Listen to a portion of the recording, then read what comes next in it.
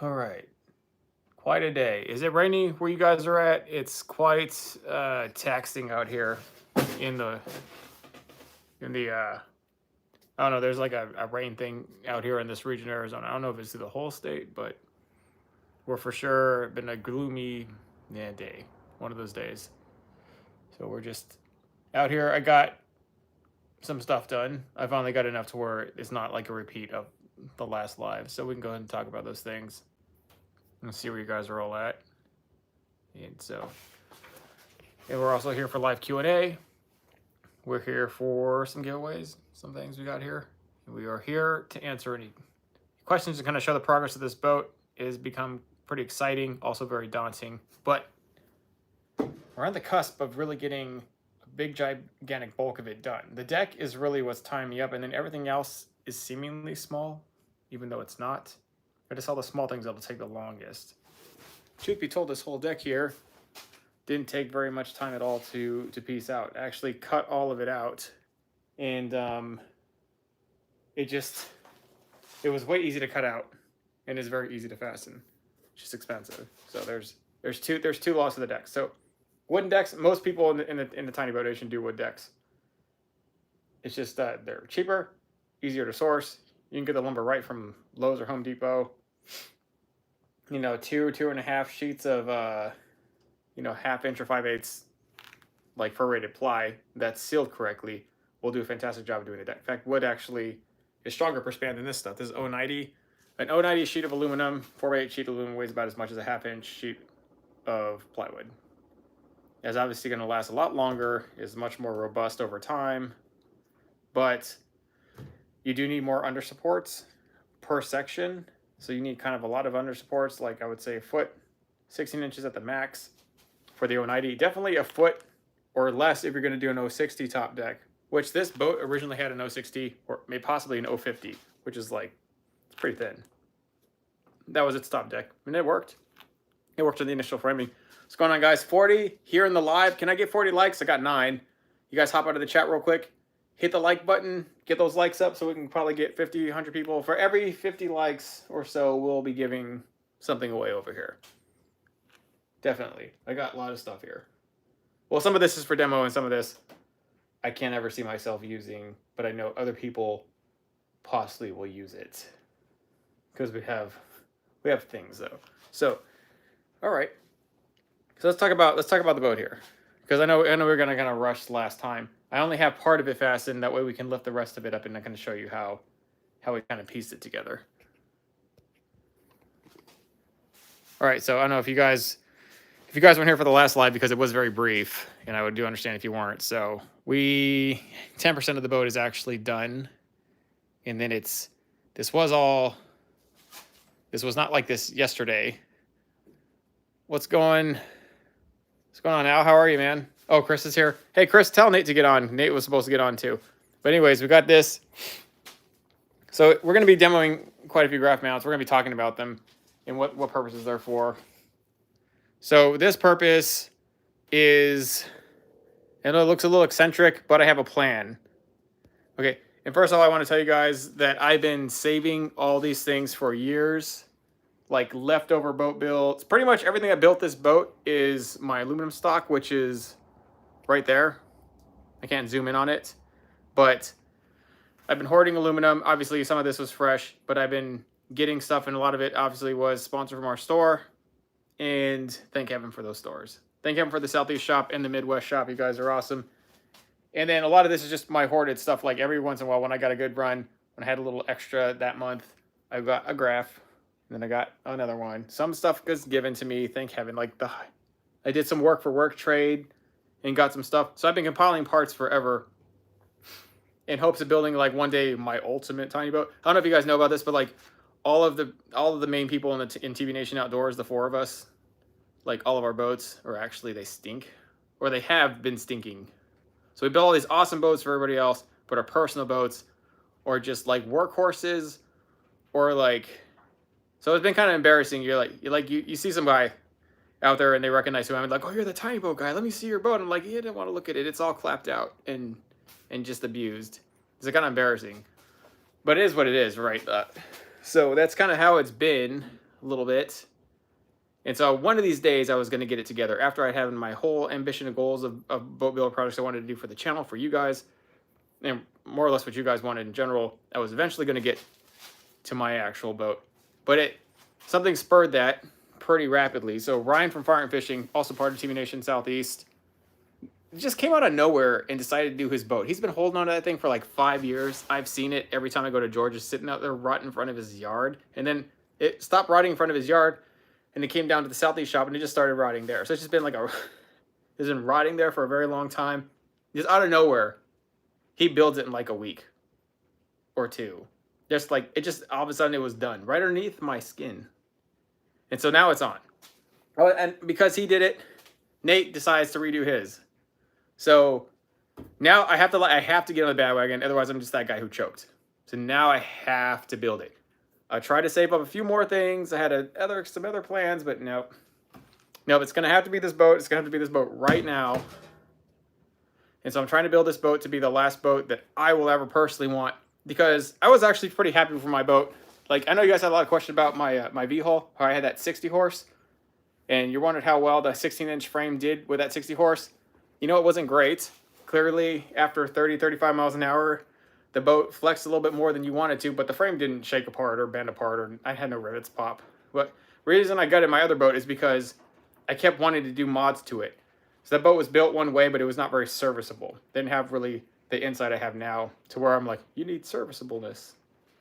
It needs to happen. So it just wasn't. So what happened, I did a bunch of mods here, a bunch of mods there to add live scope, a bunch of mods here to add graphs, a bunch of mods here to add more things. I ripped apart the frame partially at one point in time, but you couldn't do a whole lot to it without completely screwing the whole boat up. So I just kind of got tired of it. It started becoming like a Frankenstein boat. I had to get rid of it. Gutted it all. You know, that actually is supposed to be in here, but then I got this John boat. I've been holding on to this hull forever. This is like a pretty unique hull. It's got these 3-inch gunnels. It's flared out more. It's a 1648 John boat. It's a true 1648 John boat, but it's like the best 1648 John boat. It's like I think one of the beginning leaders of how all the new 16.5-inch or 16.8-inch John boats are now, which are a little bit bigger and a little bit heavier and robust, wider on the back end, which is good because all the motors are heavier, so you need a wider ass to hold all that freaking weight. One thing I don't have, but the end here is wider than the last John boat that we did. So it's just a very nice, thick, robust hull. It's a low hull, you know. Yeah, it's one of them. And so I'm pretty happy. If this has to be my boat, then it has to be my boat. So I was really super stuck on V-hulls for a long time. V-hull, that's, if you had to choose between a John boat and a V-hull, I would choose, by the way, guys, 44 in the live. We'll start giving stuff away. 50 likes. There's enough of you, because like some of you who floated through in here and left likes. So you guys really don't have to try that much harder. Just got to go in there and hit the like button. If you can't see it, exit the chat. You'll see it. And 50 likes, we'll give something away. And then 50 more likes, we'll give something away. Kind of how it goes. But yeah, what I did notice about this last 1648 John boat that we give away to those young gentlemen is that the boat was really stable with 3 people on there. And it also planed a lot easier with less horsepower. And, you know, it's not going to be as versatile. I'm not going to be able to take that thing into the waves. You know, you guys know how I go, right? Like the worst weather out here is the best time to fish. And I don't know if I'll be able to have those experiences in this boat. Maybe. What do you think? You think this thing will take like 3-foot swells? 4-foot swells? Maybe. I'll have to it'll just be like a judgment call. I think it'll do all right. I won't be able to plane through that. Like 3-foot chop. Can you imagine that? I don't really know if I can do it through 3-foot chop well.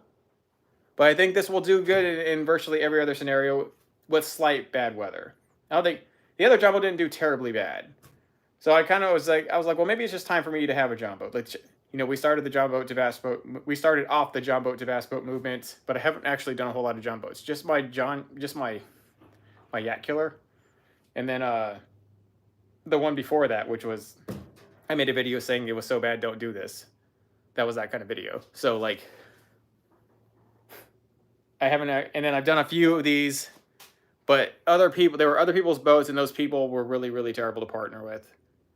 And so they did not come out well. One of them was a complete embarrassment. The other one wasn't so bad, but the person that person's not great. So that series is not even on my channel. So I don't even want to demo it just because it was attached to that person.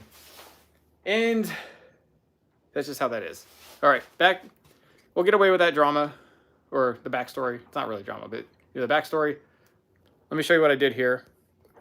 35 likes, need 50, and we'll start doing some things. Anyways, so first off, when you're in here, well, honestly, Chris, in room, my vehicle had way more room in it, and it's also 16 feet. I had 2 giant rod lockers and a whole core of stuff plus day boxes in my V-hull, and I couldn't stick that in here. So I have an Alaskan style deep V, so not every V-hull is like it, but you can find a nice Alaskan style hull. That personally is the best tiny boat hull if you're gonna get one. Anyways, for this aluminum, this is actually a bunch of cut up pieces. Now I want to tell you something straight up. If you have an option, if you have a metal shop next to you, right? A metal shop somewhere, they generally will carry different gauges of aluminum sheets. I would definitely check there first, right? Because it's gonna be cheaper.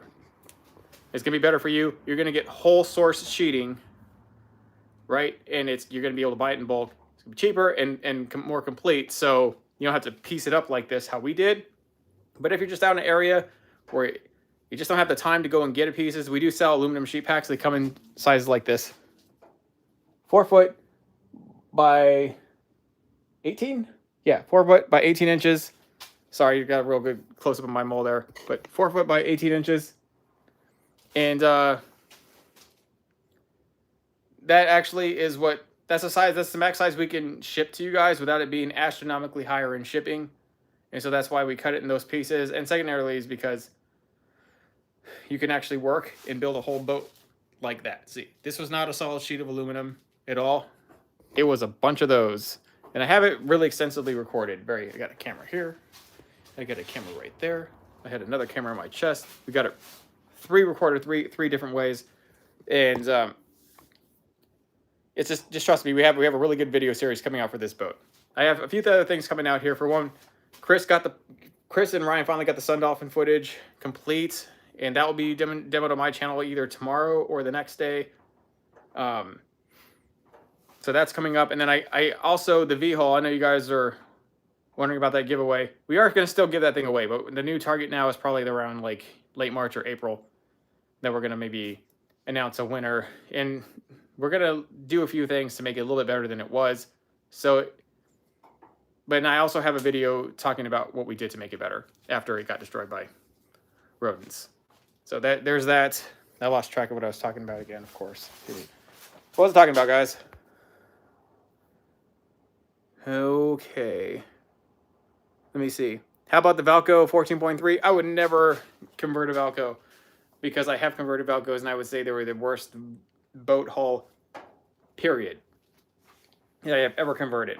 They're really thin. They have an obscenely high safe working capacity,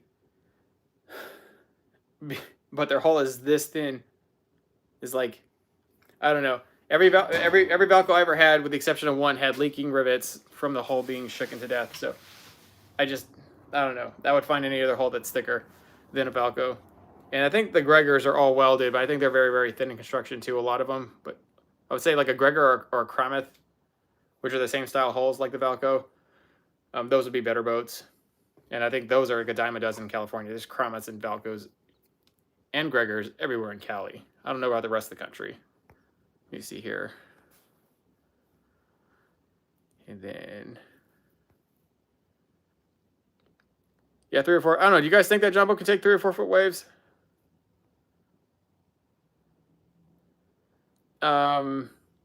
Actually, I'll tell you what. Stability on the John boat is actually better than my V-hull.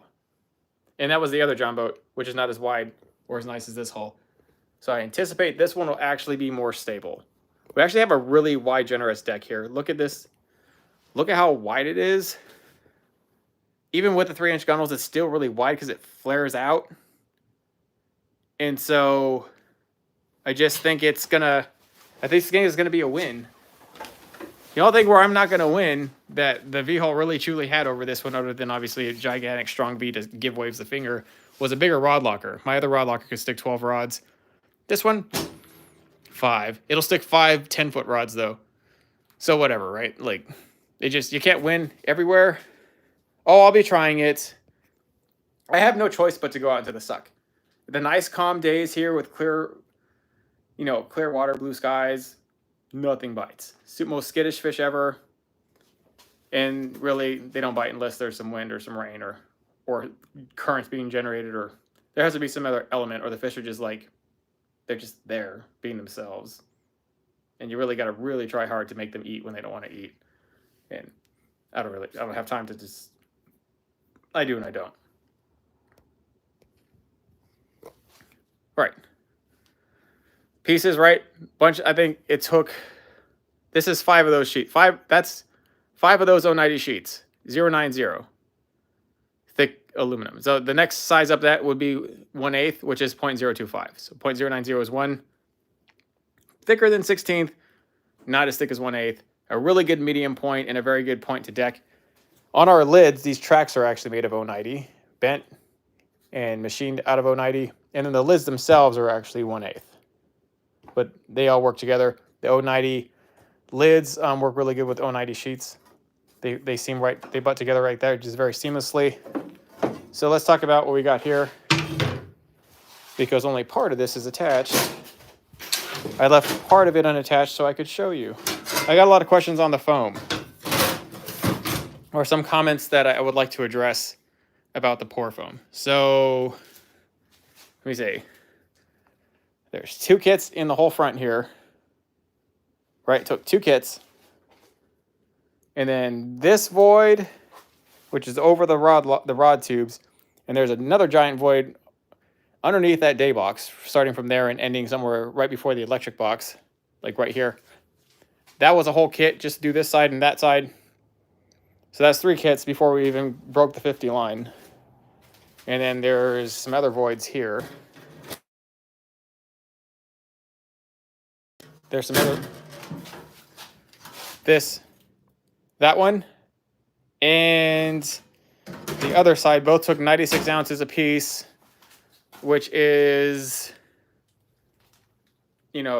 that's a whole 2-gallon pretty much. There's very little left of the 2-gallon kit.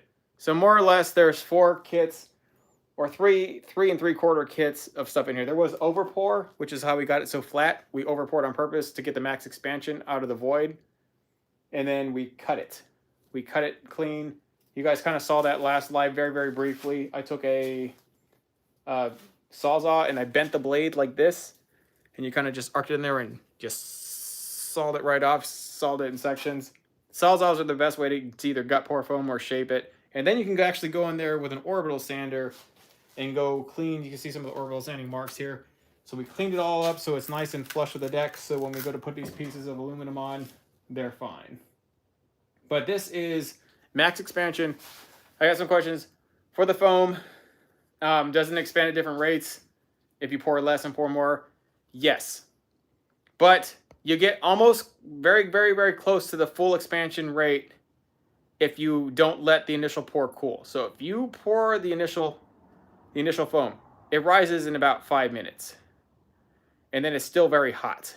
And then there will be a point where it's risen, but if you pour anything on it or put anything on it, it'll go right through the bottom. And then as the longer it gets, the harder it gets, you'll see it start to cure or start to set. And then eventually it's solid but sticky on top. That's when you can pour again.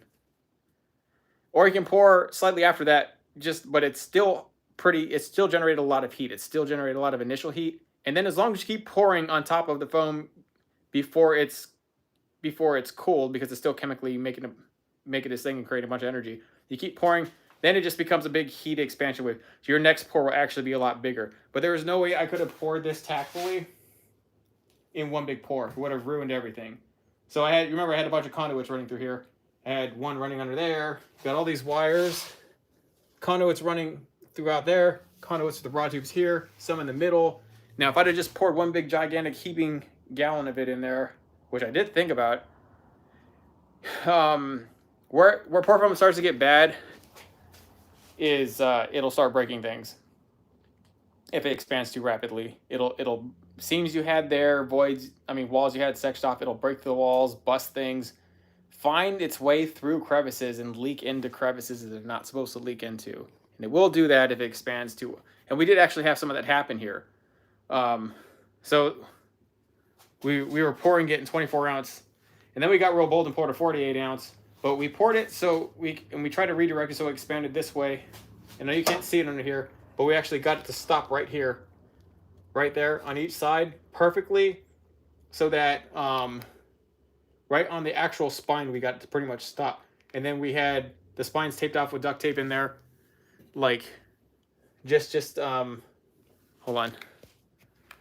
We had the spines tucked. You can't see them, obviously. There's a bunch of crap there, but there were spines. We duct taped them off just in case foam got overpoured in there and got in there. But once we made sure it didn't get in there, or even if it gets in there, you can grab it while it's still not cured and pull it out. It'll pull out without minimal mess. You just got to remember it's going to be hot. And then we made sure it was like that. And so when we pulled the tape, and so now there's water can flow freely from the back to the front, and it'll just V back down to those two spines and go right back in and out. No water can actually ever get stacked up in the front the way we poured it. But I have a whole video on it. I know it's like, I don't want to bore you about it because it is a lot. But we were after a lot of fails and a lot of trial and error, been doing this stuff for a while. This is probably the cleanest run I've got. The cleanest run. And there's 4 kits. And 1 kit equals about, at max expansion, 1 kit equals 300 pounds of flotation. So it's like 2 pound density per cubic foot. So say this is 2 cubic feet, pretty much. All right. That means this whole cubic foot of foam only weighs roughly about 4 pounds. I mean, this whole section of foam, which really it is about 2 cubic feet. If we're being realistic, it's about 11 and a half inches depth, and this is about a foot across, minus maybe a little here, maybe a little wider here. And so this whole thing roughly weighs about 4 pounds. Right now, if you fill 2 cubic feet of water, I don't know how much that weighs, but it is substantially more than 4 pounds. Would you say? Right? 1 gallon of water weighs almost 9 pounds. I could probably shove almost 10 gallons of water in here. Like, maybe more. Is it very close? I don't know. You need to look at a 10-gallon fish tank. Think about how much a 10-gallon fish tank weighs. Think how much your gas tank weighs when it's completely full. The way foam works is that it fills voids that water would otherwise fill if it wasn't there, and it weighs substantially less than water. It's more buoyant. Even a piece of wood, which is fairly generally heavy, if it's got air and stuff and it's got things that make it weigh less than water, it'll float. So imagine this will float tremendously better than wood or anything else. Like it's very, very hard to sink. That's what makes it awesome. So it's 4 kits, roughly about 66 pounds. I probably got between 60 and 65 pounds of it actually in the boat before cutting and reshaping, and then the littlest bit lingered in the cups. So we got, I think, somewhere between 1,000 and 1,100 pounds of reserve flotation through the boat, which the max working capacity for the boat, person's motor and gear, is, I think we exceeded that, or got very close to the exact amount of what it needs. So that's what you kind of want to do. And remember, because we did that, remember the design of this boat. Because I'll tell you what, low key, I'm trying to, like, we're kind of competitive. Like, none of us actually have time in the Tiny Boat Nation Outdoors. We're too busy, like, doing things for you guys to like have petty, like, differences with competition, like who's actually a better boat builder. But, you know, it's still fun anyway, so we're probably going to... Well, I'm going to push it. They don't want to push it, but I'm pushing it. So, like, I'm kind of making it a competition personally for me so I can push it. Because I know, like, you should see Ryan's boat. Go check out Fireant Fishing right now. I think he posted a time-lapse. I'm going to post it later as a channel post with a link. He time-lapsed his boat build, and it is awesome. It is very unique, though, because he did an all-electric setup with crazy things no other boat I've ever seen has. Like, that was his vision, and he's always been trying to communicate to this. What if I had a boat that did this, and the batteries came here instead of over here where everybody else does it? And because he doesn't agree with anybody else's layouts out there. Like, he thinks they're all stupid. Well, some of them are better than others, but he thinks his layout's going to be, like, the best layout. And he did it finally in his boat, and it came out really awesome. He also got custom, like, you know, we got this camo. He got custom camo, 2-tone camo with camo on the top and then, like, you know, like the two-tone non-routed foam, like this stuff, right? He got two-tone non-routed camo foam. His is the first boat to actually ever have that on here, right? He's the first one to ever get two-tone camo foam. We've been talking about it. HydroTurf is awesome. They've been working with us. They've been doing this stuff. This is actually our house color.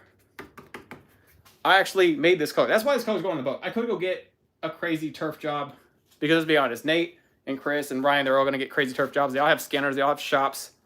Turf's only skin deep, boys, by the way. It's what's underneath that counts. So I know your builds are going to be a little vanilla down there. I mean, turf can't save you forever. But anyways, this turf color is actually a Photoshop this color. Because when HydroTurf had their initial range of colors, they were all very outdoorsy and woodsy, but not very trendy or flashy. And I was like, these colors really ain't going to pull people in.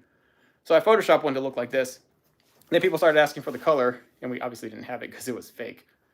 And then, but enough people asked that we actually talked to HydroTurf, and they took us serious. And now we have two types of this, one with a little bit lighter on that last gem boat, and now this color, which I'm very happy. I figured since I like Photoshopped and made the idea, I should put HydroTurf anyways. Because HydroTurf specifically, the cut grooves around. This is stupid. Look, straight. All those lines are straight, straight, straight, straight, bend. Right? You can't do that with anything else except for cut groove camo. You can maybe do it with the line with the cut groove non-camo, but it'll show. Like this stuff. And then I kept on, it's gonna keep on bending all the way down the whole side.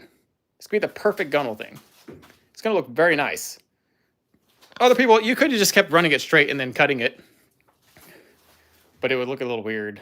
But you could just keep running line after line after line. And it actually looked pretty good that way too, but I mean, I bent him. I figured a long time ago you could bend them. I cut down every 2 strips, but you can actually cut down every 1 and bend that stuff to almost a straight up 90 degree. Like you make designs with it. And you can't tell because it's all broken up because of the camo color. So it's really unique. Plus it's very robust. I didn't believe people initially when they said this stuff was robust and very durable. I was like, it's foam. And then I was running the teak stuff from Amazon, like the foam from Amazon, which is like the worst foam to get. You get what you paid for, essentially. It's like 60 bucks a sheet, but it's probably not even worth 60 bucks a sheet after you figure out, after it degrades. I was like, that was my term. I was like, foam is, you can scratch it. It's not very durable, whatever. Like carpet's still better than foam. But this stuff is better than carpet, like hands down. It's extremely robust. I know Chris knows a little bit more about it. Chris, you can answer the chat. Maybe, I think he's talking about UV inhibitors actually put in here. And yeah, Nate, do you use pour foam in your boats? Is Nate in the chat? All right. No, I'm pretty sure Nate uses pour foam. All right. I know there's some people out there advocating for no pour foam. Some people are trying to make it illegal. But I would tell you that that's very stupid. I don't agree with that. And they're really looking at 2 different things. So there's 2 ways of failure, guys. There is called theory failure and implementation failure. So theory failure is no matter how bad you implement it, or which way you implement it, no matter which scenario you take, it's going to fail. Because the theory was wrong to begin with. But then there's implementation failure, meaning the theory was correct, but it was poorly implemented, so it failed. Right? Most boats out there that are manufactured fail because they're poorly implemented with the foam layout.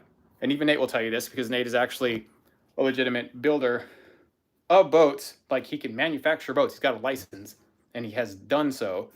And he will tell you that his discussion with like the USCG or some of the other people was there just needs to be this amount of foam. There's a percentage, there's an algorithm, there is a formula for how big the boat is and how many compartments you have equals how much foam the boat actually needs.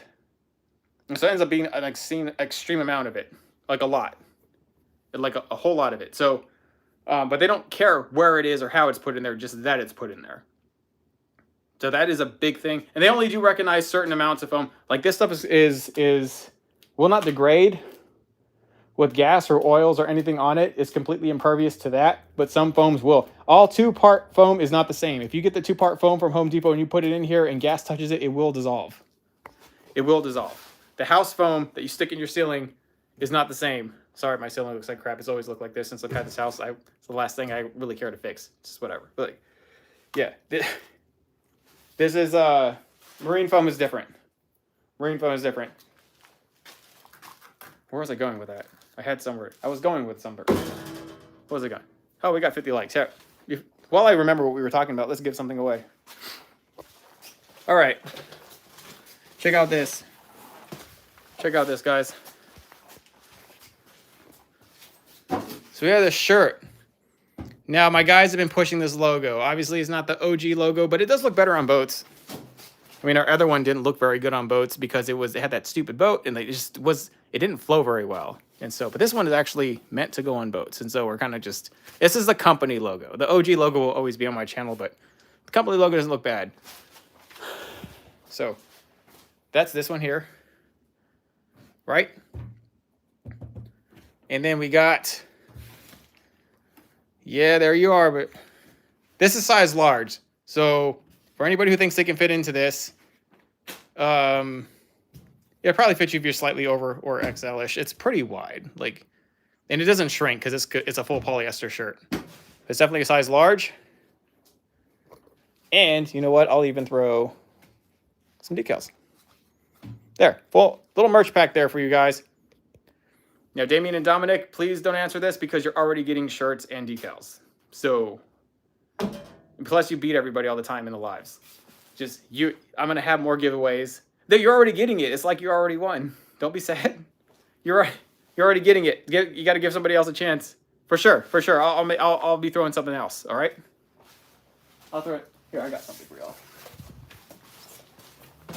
Yeah. All right. All right. Let's. Okay. We are talking about the safe working capacity of this boat. So, what is the actual safe working capacity of the boat with just people?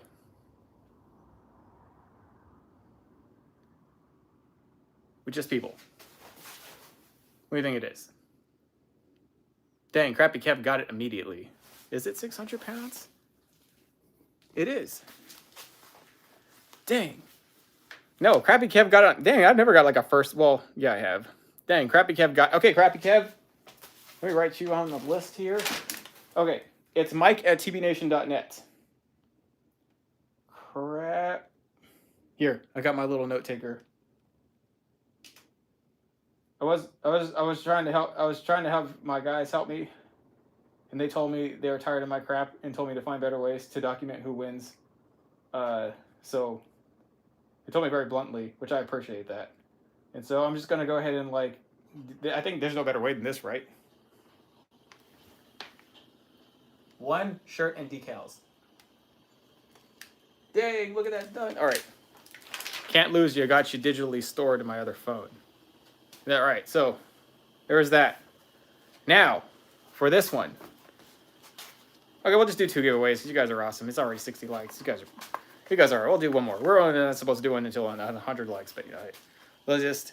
What is a safe? This is harder though, right? Is he 600 pounds? Yeah, you guessed that, right? Right. That's fine. But what is the safe working capacity of person's motor and gear? Huh? Huh? It's a little harder. It's a little harder. No, not 100 pounds. That one's close. I don't even know what it is. What is it? Hey, you guys are just shouting out numbers, man.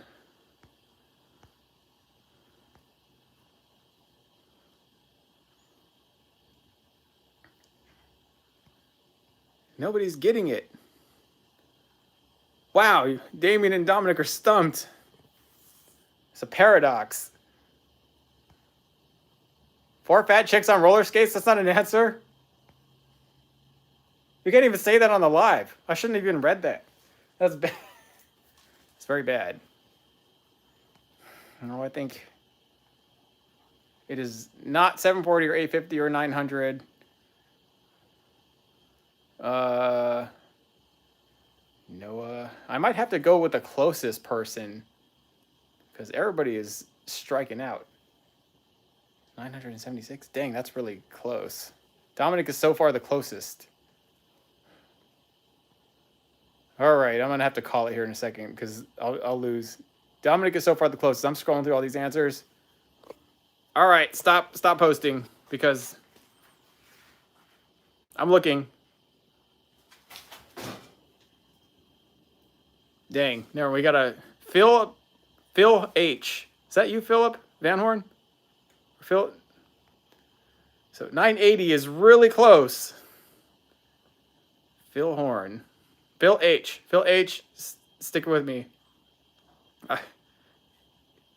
Matt, you got the same one as Phil H, but you guessed like 4 people too late.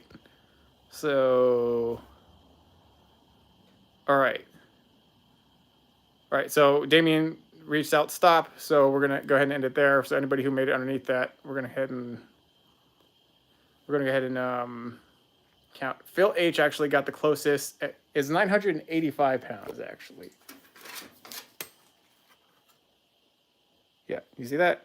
985 pounds. Person's motor and gear. I forgot actually. We're at 10 to 1,100 pounds. All right, Phil H. I know, and then some of you guys were very, very close into it, but don't worry, we have some more, because I think one guy guessed 982, and he guessed it right after I said stop, but you almost got it. But okay, Phil H, you get the bump board. This is a straight foam bump board from John Yacht. This is actually our sister company now. The John Yacht is our sister company, and we will be starting to promote that. And they make really cool stuff like this and like these. I can't give these away though. I'm gonna actually put those on the gunnel. But I'll give that teak one away. You guys can have that teak one. And then where we have 2 more shirts, right? And some gear here. And I haven't done a video on those yet, but we'll probably be giving those away the next live. So, and then there's also, I got some turf over there, some camo turf.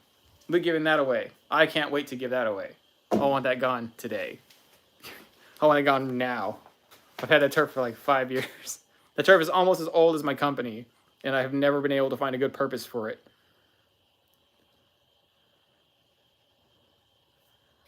$62 pounds it floats per cubic foot. Thank you, Chris, for finding that. Chris is smart. I have something smart. I probably could have found that out, but I'm lazy. But thank you, Chris. 62 pounds per cubic feet. So, all right, makes sense. Makes sense. Makes sense. All right, take it for the inside of your boat.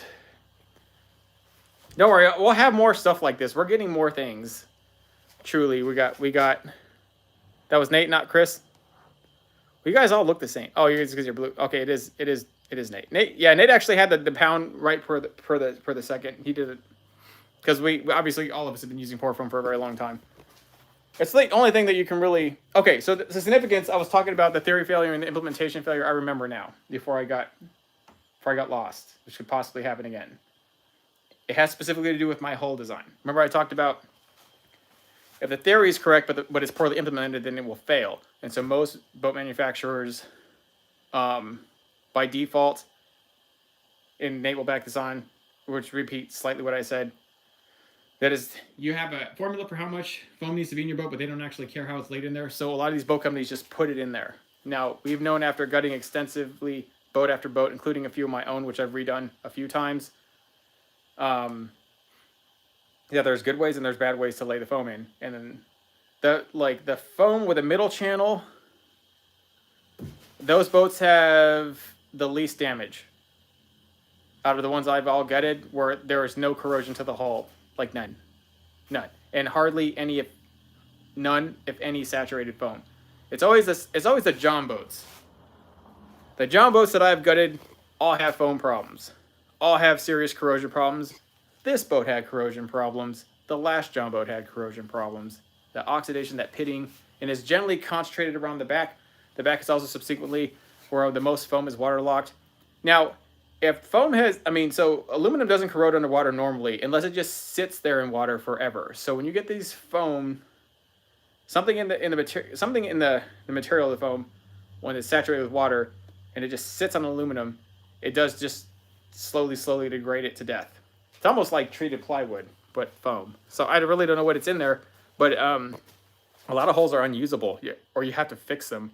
A lot of them have such bad pitting, you got to throw the whole hole away. You could put all kinds of spot welds, and you'll never stop the leaking. And then Chris can attest to that personally.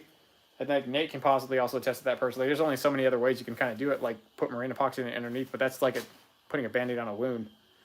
So knowing that, we know that putting foam directly on the hull in a place where it can't slope down or rid the water effectively, like where water can sit, is bad. Which is why foam is only contacting the boat where it's contouring up. See where it's contouring up? Right here at this line is where the double wall stops. But the rest of this boat, okay, right, I'm sorry, I don't know if you guys saw that. Right at this line is where the double wall stops. But the rest of this boat is a floating core, meaning the sidewalls and the subfloor are completely hollow. The whole core is attached to the boat by the ribs, and then obviously the very front 4 feet are attached to the hull because it can be, and then the back is welded in and attached to the hull. But other than that, everything else floats. That means water will never see this foam. So I just put these panels on here, right? I sectioned them off. I'm gonna go ahead and I have some gaps here because I pieced it together with scraps. And so I'm gonna go ahead and fill these with silicone. If you can find Mavic 610 or some sort of thickened epoxy, that's way better than silicone. But you know, I got to use what I can use. So I'm gonna have to end up getting some tape and strategically putting it down here and smearing some silicone in these edges to get them flat and straight and sealing the ends, at least in the front half, because we'll be leaving some of these areas as voids here because water can actually fall down in here, and it's fine because that's where the foam wall ends. So I want water to actually drain. So if they say the boat's like stored on a slope or an incline and it rains, if it flows down there, who cares? It's supposed to flow down there. It can stay down there. And then out here, once the double wall starts, like actually legit starts back up again, we'll be having holes here. We can't really do that until the turf, because the turf height will change the whole way. Obviously, I don't even think that's actually thinner than I think what the hydroturf is. Slightly, but then we'll have holes running into the double wall, and that double wall is past the angle. So after the deck's sealed, after we seal the whole deck off, the whole side here, in some cases you can weld it. In this case, we cannot weld it. We'll catch the foam on fire. So, and the foam, there's no way around it. The foam was the next logical step. I waited forever so I can make sure it was one of the last steps I did, and waiting is the reason I can pull all this off and pull this forward. So I think my bigger contribution to this whole boat is I was thinking of a perfect layout to make something. It would be a floating core. And a lot of the frame is riveted with 1/16. In the front, we obviously did 1/8 because we were using boxes. Well, just tubing in general. 16th inch tubing is really, really strong. It's just as strong as like 1/8 inch angle. Maybe strong. Actually, as strong as is a box. It's a fully boxed frame. So we use, I had the only tubing, the only tubing I had was stacked up in my aluminum hoard pile, and it was 1/8 inch tubing, 1/8 inch by 1 inch, 1/8 inch by 1 1/4, 1.5 inch tubing by 1/8 inch is really, actually I couldn't find that, but 1 1/4 inch tubing at 16 gauge is really good if you can get that. Really hard to get the metal shop. We sell it, but we specifically specialize in 16 gauge tubing and angle. We're one of the only places that actually does it, but most metal shops don't like carrying it, so we carry it as a shop. Like Nate carries it, and so does Chris. And Ryan.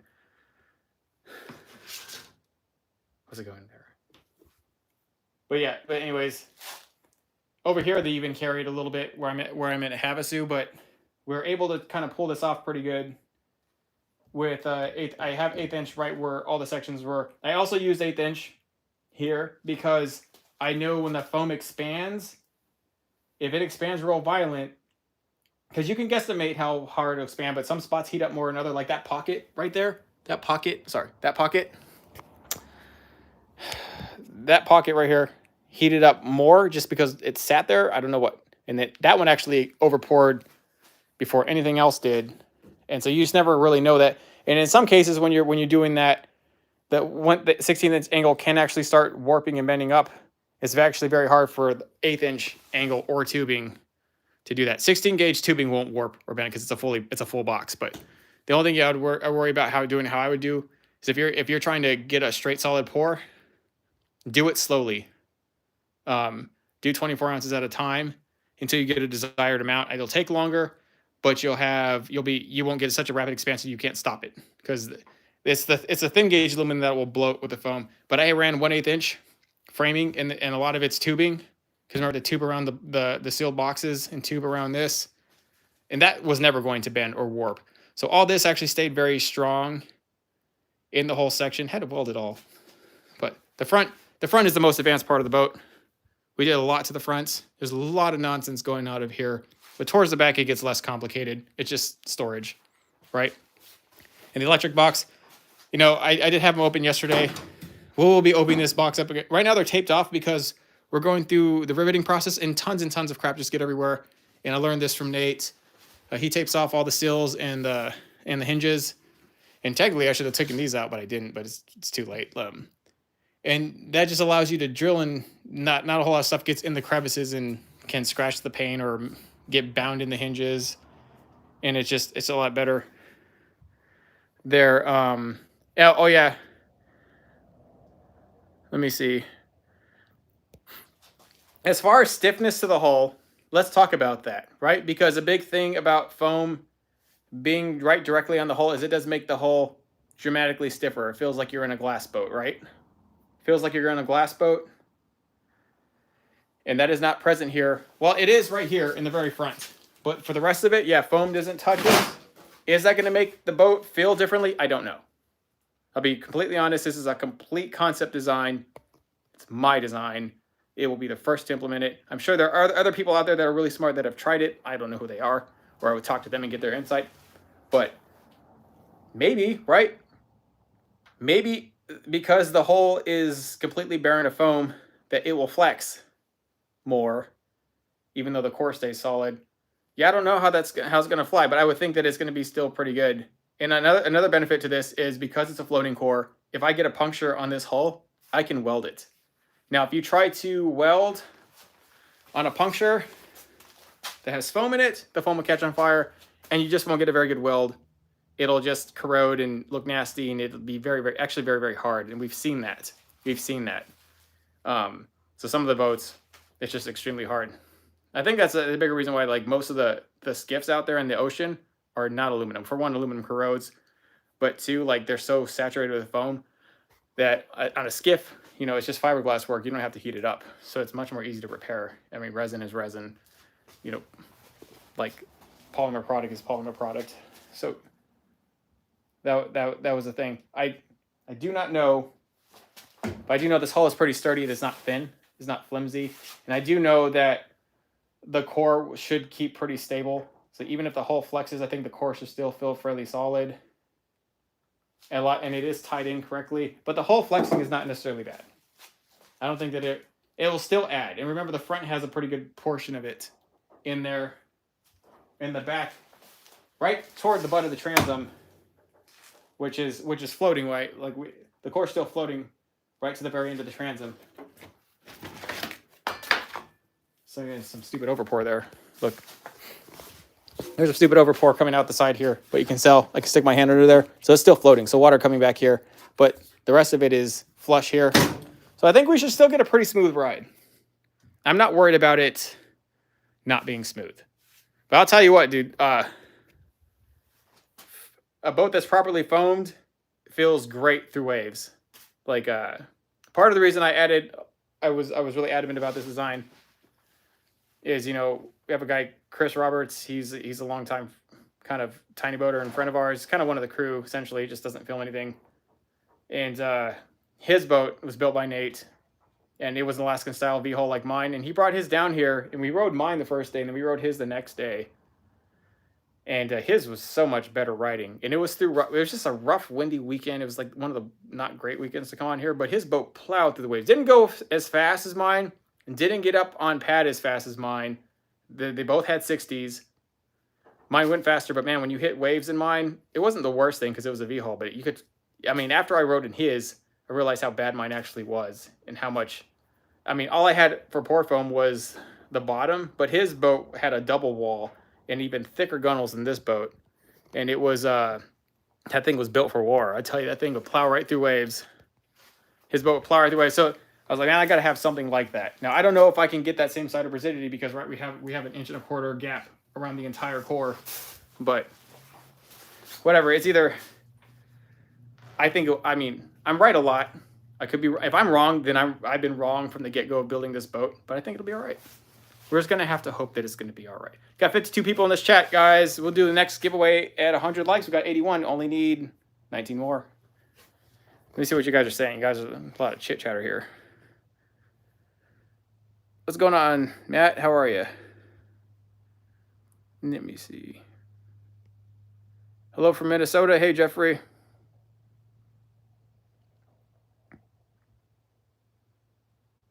It will need to be more than enough. It has to have many closed rivets. Well, it's definitely got a ton of core rivets, and a lot of, on some of it's welded. A lot of it's actually like the whole side. Whole side rails here. Sorry, the whole side rails here are welded, actually right to the ribs, and then sections of the actual spines are welded. The floor, I hear a lot of people like talking about how they weld.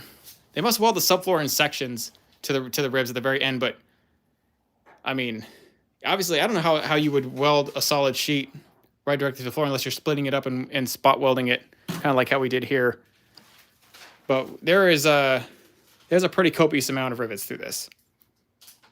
There's a pretty, and I think rivets are not generally, I know they're a little structurally terrifying, but enough of them really do make it strong. I think we're good.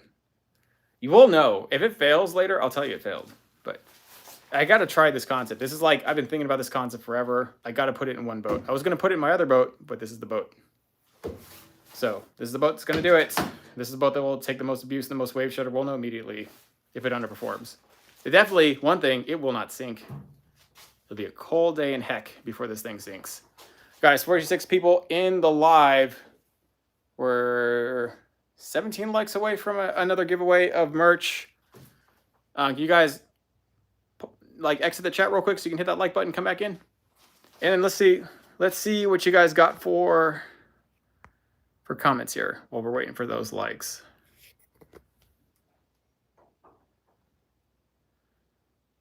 Okay, sweet.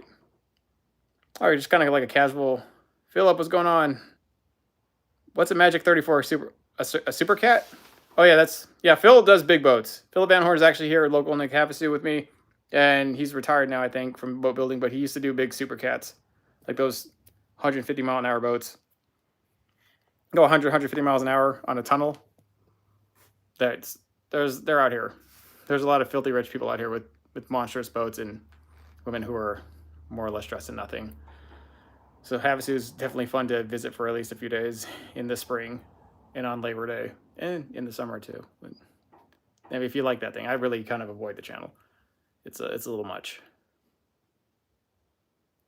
All right. What's going on, Edward? All right. So it just seems like a healthy conversation. Not missing much here. All right, 87 likes.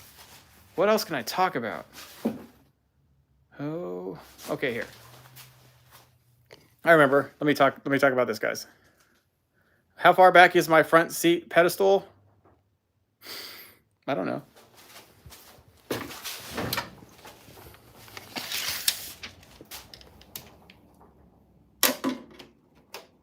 $36.5 inches. How far is it from this? 10 inches. Or, well, maybe really 11.25. Sorry. 11.25 if you're talking from the actual rim is where the trolling motor actually will, the pedal will actually sit.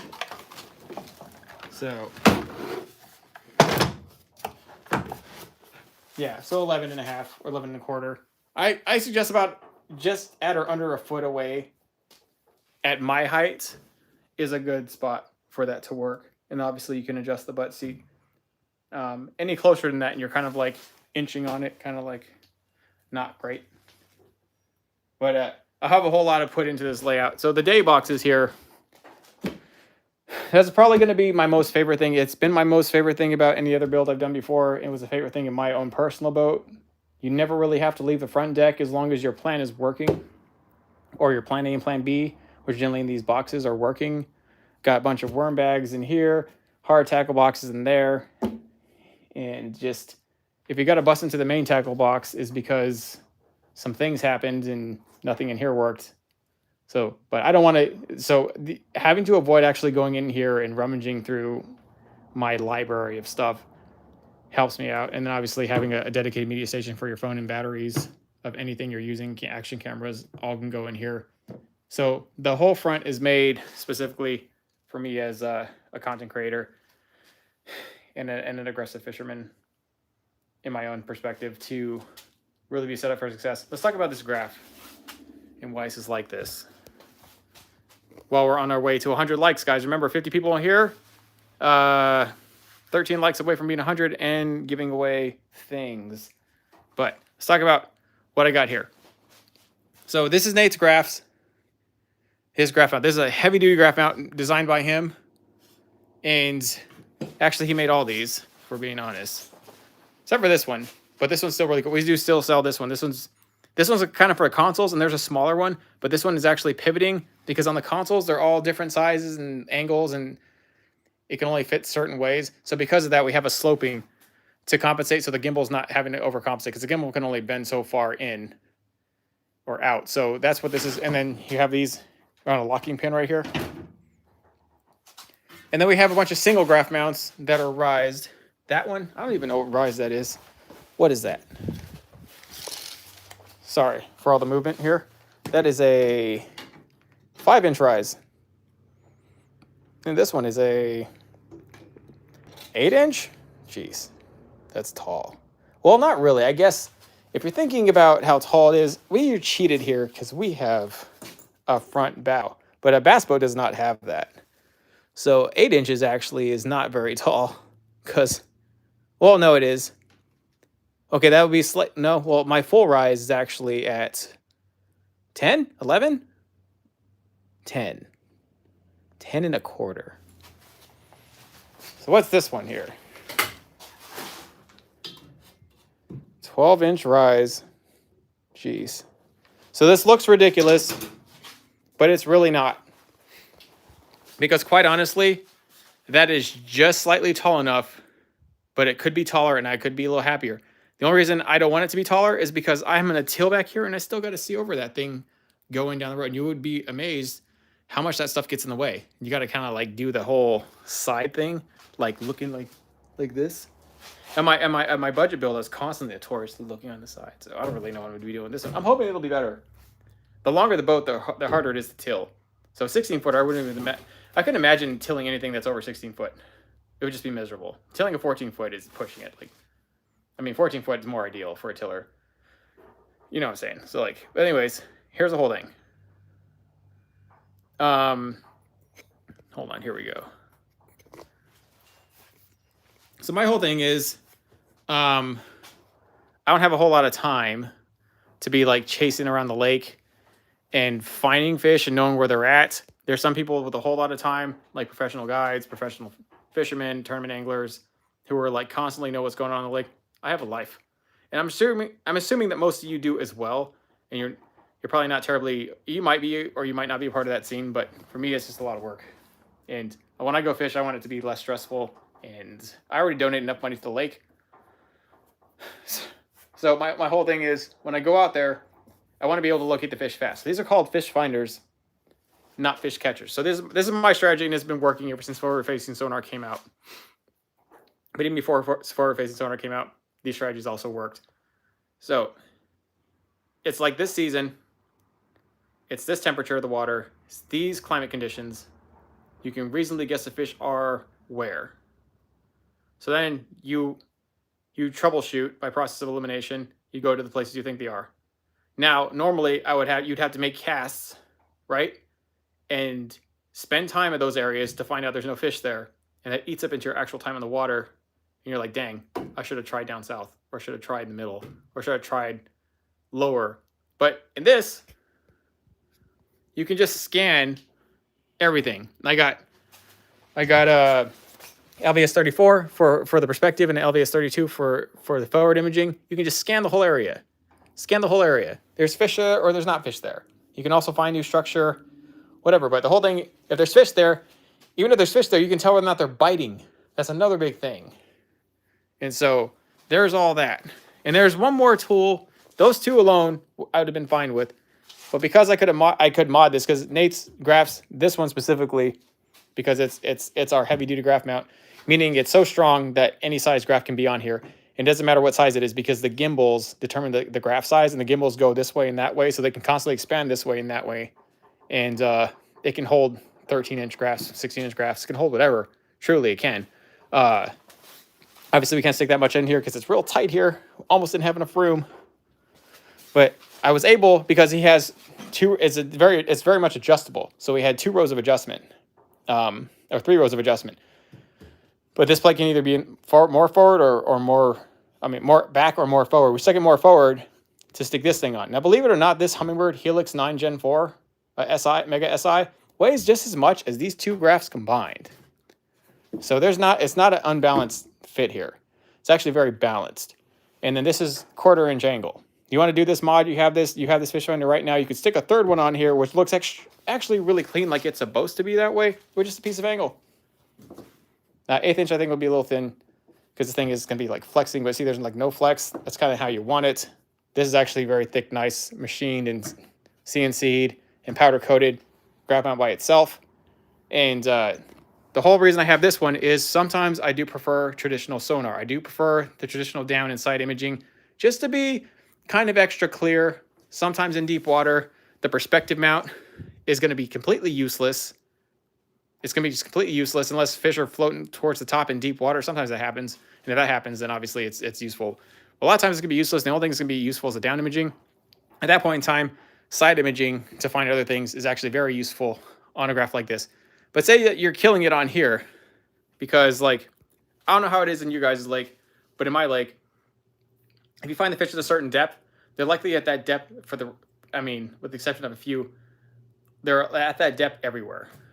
So that eliminates a lot of your problems right there. Okay, they're at 10 feet today, or 8 feet, or 12 feet. What places are you going to find that are 12 feet? So you can go back on maps here. So this is secondarily for sonar, but primarily for maps. And you get like Navionics or Chartonics, or like some of the loaded maps in here with like the topographic layouts, 5 foot, 10 foot. You can find all the spots that are like 10 foot, go to those spots. Find points that are at 10 foot, go to those points. Cast there, and you can like start mapping out a pattern. It's all about a pattern and not wasting time. All right, then you can find the fish. You still got to catch them though. And so that's a problem you can only solve yourself. It's a problem I can only solve myself. But this just helps me find them, so I only have one of those 2 problems that are overwhelming. So for me, it's all about time. I'm here in my older age. All I care about is more time. And I'll tell you, that's the thing. I think about it every day. So that's why I have that set up. All right, guys, 54 people. Dang, can't get 9 more likes. 9 more likes, guys. We'll give one more thing away. We'll give one more thing away. Hook us up. Hook us up. Exit the live chat. Hit that like button. Come back into the chat. Cut us some slack. Cut me some likes. We got 92. All right, I might cut you some slack here in a second. I mean, it's pretty close. All right. What's going on, South 8? How are you? All right. All right, we'll go ahead and do it. 93 is good enough. It's close enough, right? It's close enough. It's close enough. All right. Let me think of a good question. All right. I got a good question. Ryan's new boat on Fireant Fishing, I think is on his channel, or it's definitely on our Facebook page. It's been around. It's been floating around places. He's got a camo color on there. It's a 2-tone camo color. I'm not worried about, obviously, the second tone. We know what that is. But what is the top camo color? What is that called? What is that called? If you can tell me that camo color, I will hand you over another shirt and decals. No, it's not red. It's not real tree. It's not duck. It's not gator. It's not snow. It's not any of those. It's actually one of HydroTurf's new colors that they specially designed for Ryan, which is pretty cool. That camo color, that's funny. That's funny, Dustin. Not lime. Not desert, but close. Phil H got close. Cobblestone, dang. Damien got it. Damien, you did get it. Oh, Damien, you already got a shirt and decals. You want something else? You want this? You guys already have so much. Like, this is one of our tackle titans. I got an even larger one somewhere. I don't know where it is. You just want, like, bigger decals? Like, you already got 2 shirts coming to you. You need, like, a third one? I mean, you did win it. You would love this, actually? Okay, good. Well, then I'll just open up your box and send this with it. I'll try and find some other thing, too. I'll try and send to you. You need, like, lights? I have, like, a whole thing of LEDs I'll never use. We'll check it out here. I'll check it out. Okay. All right. Pretty cool. All right, good job there, Damien. You won that, so we will go ahead and give you that Titan, that tackle thing. It's not called Tackle Titan, but it's like a Tackle Titan, but it's our version, and it's really thick and robust and serious. Hey, how do you hang this? Like this? Is this hangs like that in the compartment? I don't actually know. I'm gonna install one in one of these compartments. But I mean, generally I just use like these vertical day boxes already have what this has, kind of. And so I kind of just, obviously tool holders and everything, I just kind of use these for, I mean, because I have these, they're already mounted for holes. I generally don't need these, but I do have those. I have the original Tackle Titans in the front compartments. That's because they were small enough to actually go in there. Last thing here, these day boxes. I would like to give some of these away, but I don't know how many I'll need. I'm going to try and stick as many in as possible. I'm going to try and stick one on the back and 2 smaller ones on the sides. I'm going to end up having one final compartment in here. I decided to make one that's specifically just going to house the emergency items, like the flare, the fire extinguisher, the whistle, things you got to get to immediately, those things. Because that's my only wet stow, and that's going to get crammed real fast, and I don't want to be rummaging through things to find safety stuff. So we'll probably end up adding one more actual complete storage box down there and framing that in there, which is why the core is so barren and raw looking. And yeah, the vertical day boxes are awesome. We actually got the price down, by the way. Nate went and grinded and resourced them, and the prices are actually down. Enough of these will replace the need for hatches. Like, say I didn't have the vision to make all this nonsense, right?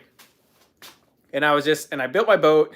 It's nice. There's a subfloor. There's a deck. There's a hatch here and there to put stuff in. But it's really hard just to navigate or find things. I got to rummage through all my stuff all the time. Because a lot of people just kind of like, I don't have time for this nonsense, because a boat like this will actually take the average working man a really long time. You're already burnt out from your job. You got to put up with your family and your wife. And then you're already burnt out by the time you need to build this boat. So like, you only have so much time to do something like this. Me, I've been burning myself out. I don't know if you know, but there's obscene amounts of hours in this boat. A lot. I actually had some sleep today. I was going to go live last night. Looked like total dog crap. Couldn't do it. Face was all hanging like this. You know what I'm saying? And I hadn't shaved for a while. I was like, I can't go live. It looked at me like they clearly tell I have life problems. I just told you now anyways. But whatever. Like, the whole thing is I couldn't go live. I've been binging this boat. I have like on a solid crest. And then these binging moments where my brain is like focused, I'm kind of like a slave to it. I got to take them because like once it's gone, it's gone. Like if this boat pisses me off, I'll leave it alone for a month and then I'll think about coming back to it. And I don't want to do that because I'm so close to finishing it.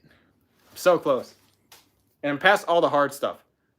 Past all the intricate layouts, past all the conduits, past all the everything. Everything's flowing really well.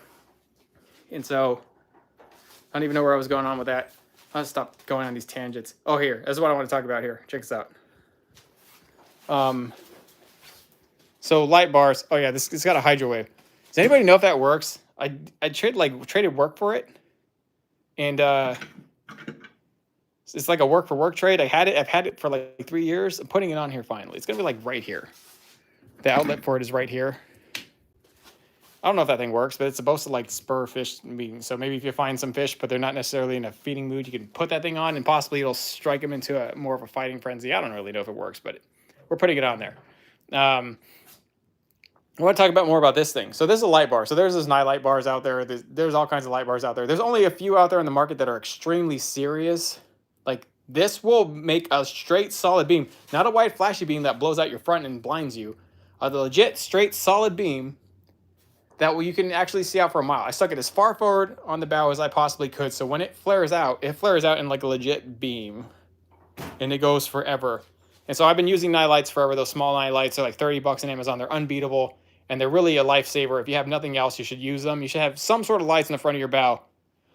But it's like I have to be right on top of something to see it. So I've almost ran into buoys. I think I have ran into a few buoys with the night lights because you don't see them until like 30, 50 feet away. Sometimes the reflective tape is all busted, but that thing you can see the damn buoy a mile away.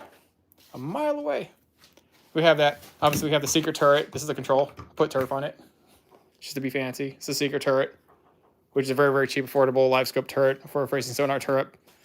And one more thing about Nate's graphs. Now, you can actually run these attachments. These are attachments.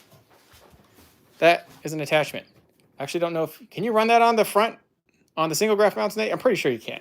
And then that cup holder is an attachment. Now, I already got 2 cup holders up here, but what I found out is cup holders are extremely useful for everything, including drinks, like putting tackle right in the moment, putting your phone right in there, whatever. So having 3 up here is probably exactly the amount I'll need for just one person. You know, and then obviously we've got these flashlight rock lights, which are just supreme quality courtesy lights, really. A little bit brighter. I have these here because these gunnels are going to light up, right? I'm going to light these whole gunnels up with RGB lights, front flashlights. If you can tell, I'm biased against flashlights.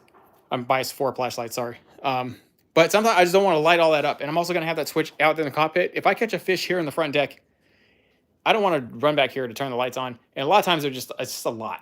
It's a lot. Sometimes I just need to see something right here in the immediate sense. So I'll turn these on, and they'll give me just front light, controlled by these switches.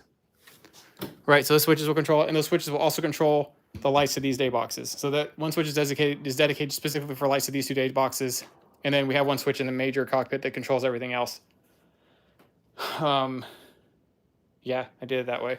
I could actually run the 3rd switch. No, that's too much work. Because I figured like by the time you're back here, if you're already back here that far, you can just reach over and touch the switch there. Otherwise, I could have ran the 3rd switch there. There's one of the switches that's completely useless. But one of them controls these flashlights, and they're pretty nice quality. They're called rock lights, and they kind of are really meant to go around the hull or in some area that needs to be lit up really well.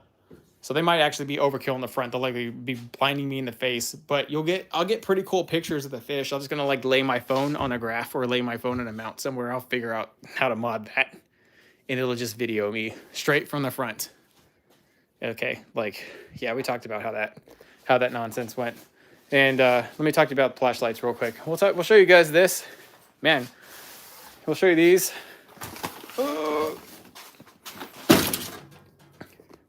Yeah, I'll show you those. Because those are one of the last things that we really have to talk about that are going in here. So, sorry I'm moving around here. I'm just trying to set this up. So, here, check these out here. That's a flashlight strip. And I got some... These are single LED strips here.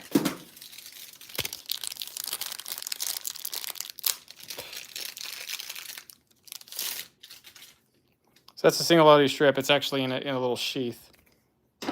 But it's a standard LED strip. So look at this LED strip, how it is. Okay, it's very skinny. I don't care if you care, but you're about to flash your address. Oh. I'm a tough guy. If somebody wants to come down and mess with me, Damien, I'll fight him. Not like all these other YouTubers that's scared. Like, I'm very noticeable. You probably don't even know who I am, and you probably know where I live if you see my truck. Don't care if anybody tries to find me. I don't. They can find me. They might not like what they find. Well, it's whatever. It's whatever. But here, like... Here. Anyways, these lights... This is standard LED strip. We've all used them.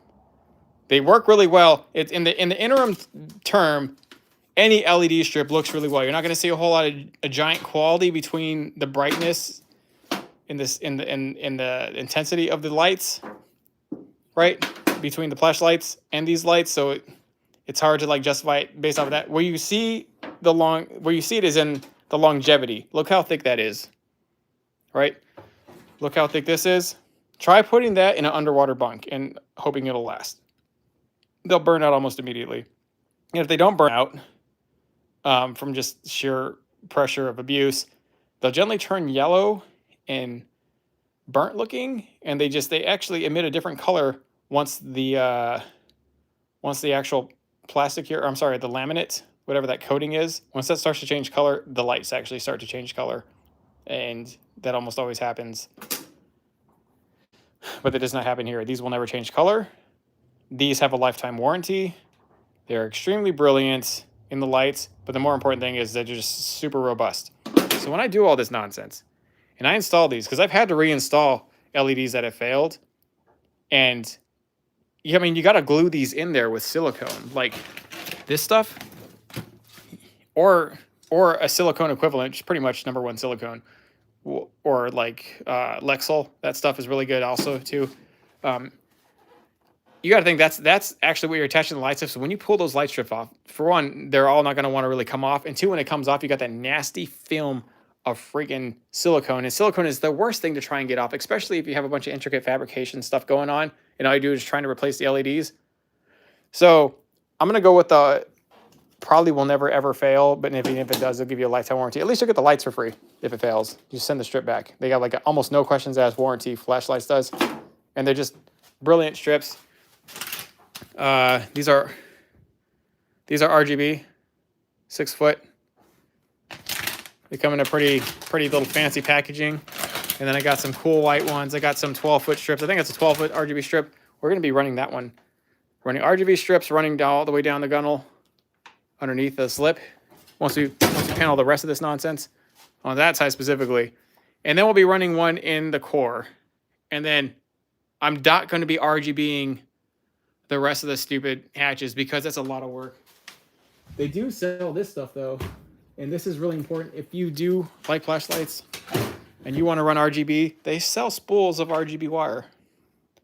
Now, we didn't know about this, and I didn't know about this up until right now. But if I'd have known about this, it would have made wiring flashlights RGB like 100 times easier. Now that I know that they have it, I'm a little upset.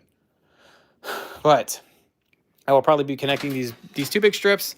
I talked to them in these other two big strips. I can connect it right to this, and I should have no problems. You start running with amperage problems over 50 feet. So they have an RGB controller. It's trapped in that electric box of tape. But anything over 50 feet, you need an amp. So I have this amp that I'll probably use for something because it'll be definitely like way under 50 feet. Like 30 feet at the most of RGB, and everything else is going to be cool white. Or in the front, I have them green because I just want a less intense light than straight up white if I had to open the daybox for any reason. No, don't mail me gag gifts. I mean, okay, you guys got me there. If I get... That would probably be karma because I've mailed people gag gifts. Probably not good. Probably not good. I have to blot that address out. Whatever. I don't care. You guys are cool, right? You guys wouldn't stalk me live and do that nonsense, right? Hopefully. Nobody's watching this. There's one person that might. There's one person that's extremely disturbing around this community. But hopefully that person doesn't care and has better things to do. So it's whatever. It's whatever. You guys are awesome. I thank you guys so much for this live. And I've, man, my voice is starting to go a little bit. And I still got to rip this whole deck down. I got to take care of a few things here. All right, guys, I'll show you, hopefully the next live could possibly be tomorrow or Thursday. And we have this boat turfed. And hopefully by Friday, I can get the outboard on. Because I have plans to not only put the outboard on, but I want to run, I got to run the hook, the pad eyes through the side, so I don't know exactly where I want those. But bigger thing is I'm going to run stupid micro anchors for the first time. I'd actually have to wire those into the boat too, but I have conduits meant for those. The whole deal with our shallow water anchors are going to be extremely hard to, I guess I could still use them. Like our guy that was making them, we can't just, more long story short, we can't actually sell them anymore. So I was going to make my own, but I'm really going to just try and give the micro anchors a try. And if it doesn't work, I'll end up making my own lever actuated ones like I did for the palm prowler, and I'll put them on this boat. But I'm going to try and give micro anchors a try because the micro anchors, they were kind of cheap. They're like $500 a piece. I know that's expensive, but in the realm of shallow water anchors, it's not very expensive at all. Because like the next upgrade for the power poles is way more, 4 or 5 times more expensive per power pole. And you can't tilt those down.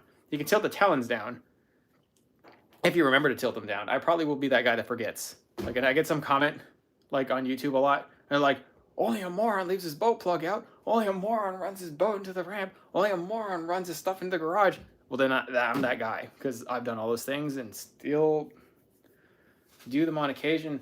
So I don't, the micro anchors, I won't forget to take those poles out. I will not drive down the road with those micro anchor poles out. You take those out, and then the boat will clear the garage, no problem. I'll never run into the garage. That's my biggest fear about the stupid power poles. I'll run into the garage. I will do it. I will do it. I know it. So if you know something about yourself, be honest with yourself. Don't lie. Don't lie. Don't get something you know you're going to fail with. So, and the micro anchors, I can also transfer those to kayaks and to the light skiff and to other ones. And so it just makes more sense. So I'll be running those back here, but I got to make specific special mounts for them. And I really can't do that until I have that outboard on, so I can see how much it turns. And that's going to be its whole process in and of itself. Before I can actually move this boat out of here, I got to fix this busted ass trailer. I got to fix the lights at the very minimum. The lights are the biggest problem. And it's just got all this old school stuff. It's got this old tomfoolery setup here. This is way overkill. Like, I've been making my own trailer mods, and I could totally sink that back in here more and make this tongue fold, which is probably going to be what I'm going to have to do to get this boat in here, because once that 60 is on there with the jack plate, it's going to friggin' push right near where my welder is, and I'll have to figure that out too. So, like, kind of, it's going to create new problems. I have this ambitious schedule of finishing this boat this week. Wish me luck. I'm going to try my best. I'm going to try my best. You guys are awesome as always. We'll have more stuff to give away. The next time, I'm out of questions and I'm kind of burnt out. But next time we'll be giving away that turf. That camo turf. It probably would look good in a compartment. I don't know if I would put it on a deck, but in an interior compartment, it's probably perfect. Perfect. This is exactly what I would use it for if you win it. All right, guys. I'll talk to you all later. Thank you much for the live. Appreciate it.